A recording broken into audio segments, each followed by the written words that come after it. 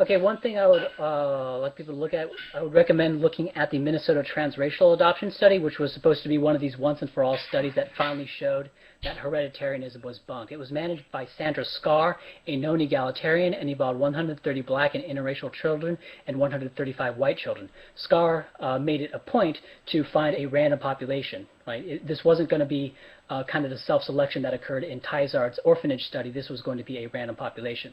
Okay. The categories of this study were non-adopted whites, adopted mulattoes, and adopted blacks. At age 7, the IQs were for non-adopted whites 117, adopted whites 112, adopted mulattoes 109, adopted blacks 97. At age 17, they were for non-adopted whites 109, adopted whites 106, adopted mulattoes 99, adopted blacks 89. The study, which was supposed to slay hereditarianism, the Minnesota Transracial Adoption Study, is now one of the best pieces of evidence for hereditarianism. So I would encourage people to look at that study. And that study was done by Sandra Scarr in an attempt to overcome some of the problems of these previous adoption studies, such as the Tizard and Moore and Willerman study. So I recommend looking up that. We can also look at East Asian adoption studies. There are 3 studies of East Asian children adopted by white families, these support the hereditary hypothesis. There were 25. It was really young, of course, so that's that problem. But there were 4-year-olds from Vietnam, Cambodia, and Thailand, and they were put into American homes prior to 3 years of age, and they excelled academically and had a mean IQ score of 120, compared with the normalization of 100 for whites. And the thing is, what's interesting about this study, this is from Clark and Hennis of 1982, is that prior to placement, half of the babies required hospitalization for malnutrition.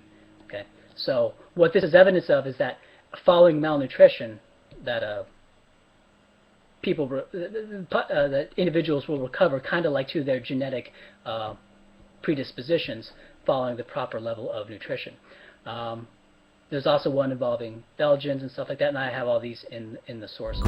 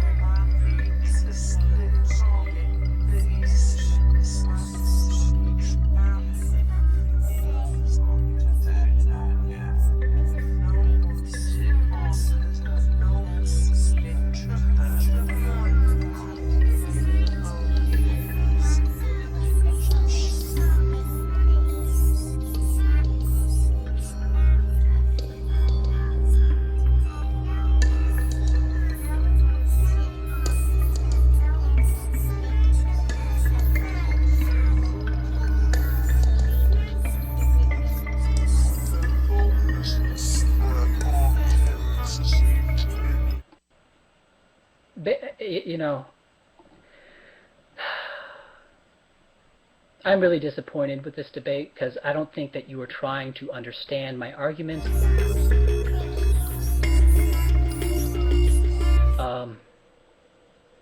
You know, whatever. I'm out of here. I don't really care to listen to what you have to say. So.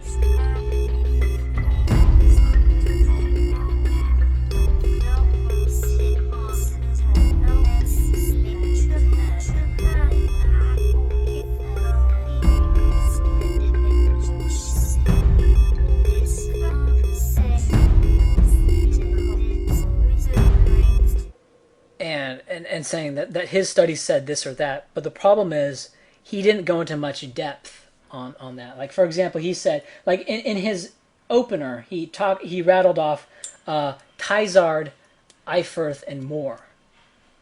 And the thing is, and he just said these studies say this, right? But he didn't go into much detail. He didn't say what were the populations.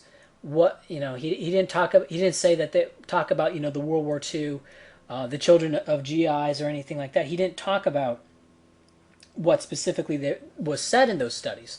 All right, and so if I hadn't gone through those studies, the audience would have no clue what was said in those studies.